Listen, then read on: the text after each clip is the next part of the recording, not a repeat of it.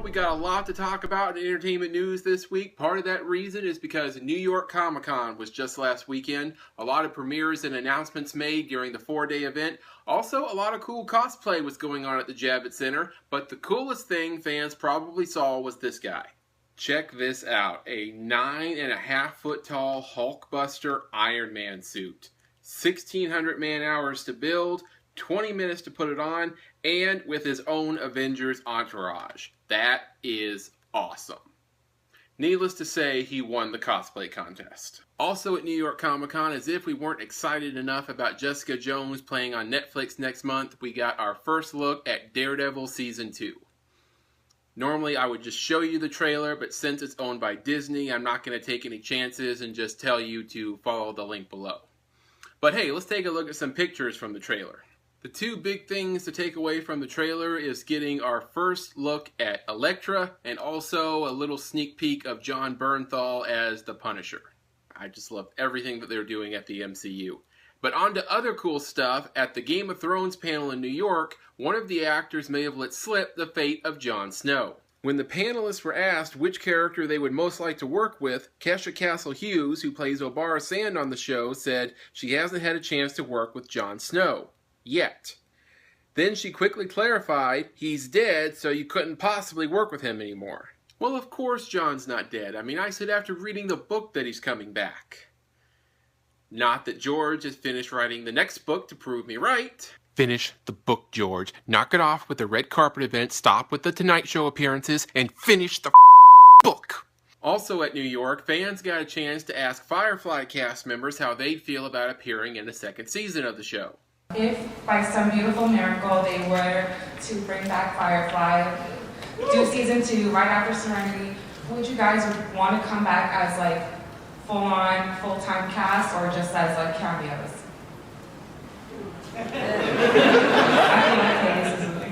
Full-time, please.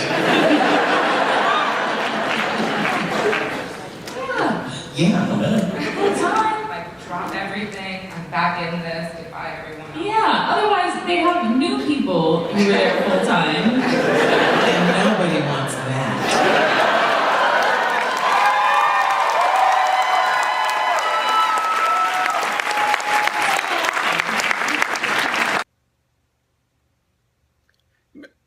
Guys, we love you and everything, but please, don't toy with our emotions. Don't give us false hope. We all know the only way we're getting a second season of Firefly is if Fox stops being idiots about the whole situation. And we all know that's not going to happen. But hey, prove me wrong, Fox. Please, prove me wrong. Alright, that about does it for New York Comic Con. Now on to other entertainment news. For all you Big Bang Theory fans out there, Laura Spencer, who plays Raj's girlfriend Emily on the show, has been promoted to season regular. And what the report says is that she will be a fractional regular, meaning she will be available on an as-needed basis, but will not appear in every episode. I can only see this as good news. I've wanted Emily to be a bigger part of the show ever since we first met her. We wait, 6 seasons for Raj to get a serious girlfriend, and then when he finally does, we only see her, 1 in every 4 episodes maybe? I want to see them integrate Emily into the group more like they did with Amy and Bernadette when they first showed up. But hey, here's wishing Laura Spencer all the luck in the world. And finally, in one of the most bizarre stories I heard this week, we are getting our first look at the Bones Sleepy Hollow crossover event. Yes, you did hear me right. Dr. Brennan and Agent Booth meet up with Ichabod Crane and Agent Mills when the discovery of human remains leads to the return of one of Crane's enemies. This has got to be one of the most awesome ideas Fox has had in years. Not that that's saying much, but to have 2 shows as radically different as Bones and Sleepy Hollow, both shows that I love, and to have them mashed together like this, it sounds so bizarre, so weird, and it sounds awesome. I can't wait to see this. And while we're on the subject, I just want to make clear a few things about my feelings for Fox. I know I talk a lot of smack about them on this show, but I'm not saying Fox doesn't turn out a good product every now and then. I like Bones, I like Sleepy Hollow, I like Family Guy. It's just that there's a few things about their decisions that I take kind of personally. Like, for instance, their attitude towards new shows. They seem to have a throw everything against the wall and see what sticks mentality. And of course, when you do that, you're going to have a hit every now and then. They just don't seem to have found a sci-fi show they want to give a fair shot to in 10 years. For more on that, see my previous episode. Another thing that Fox does that I have a problem with is their superhero movies. I mean, they have the rights to Fantastic Four and X-Men, and they're about maybe 50-50 turning out a good film with those products. And you know what, Fox? We'll let you have X-Men for now, but give Fantastic Four back to Marvel already. You can't do anything with it, so give it back. But as far as Firefly goes... You're going to burn in a very special level of hell. A level they reserve for child molesters and people who talk at the theater. Alright, that does it for entertainment news. Now let's move on to movies, and out in theaters right now is Pan. This film stars Hugh Jackman and tells the story of how Peter Pan got to Neverland. And guys, I was pretty impressed with this film.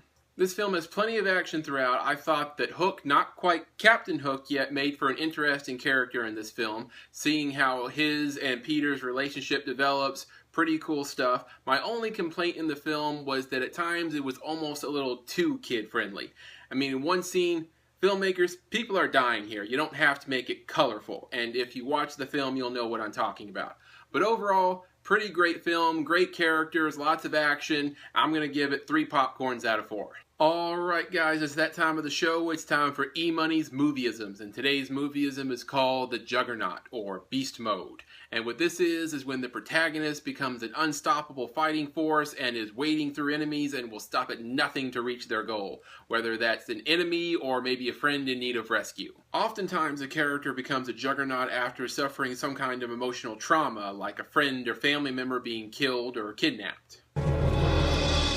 Day wears on.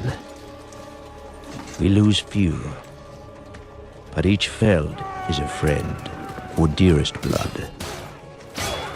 And upon seeing the headless body of his own young son, the captain breaks rank. He goes wild, blood drunk.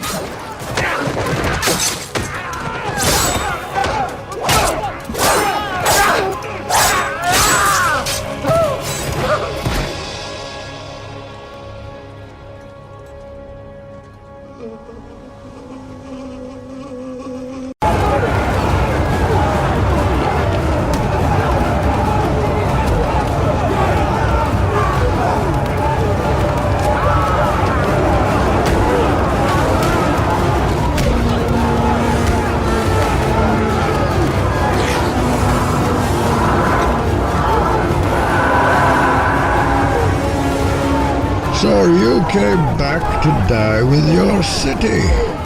No. I came back to stop you.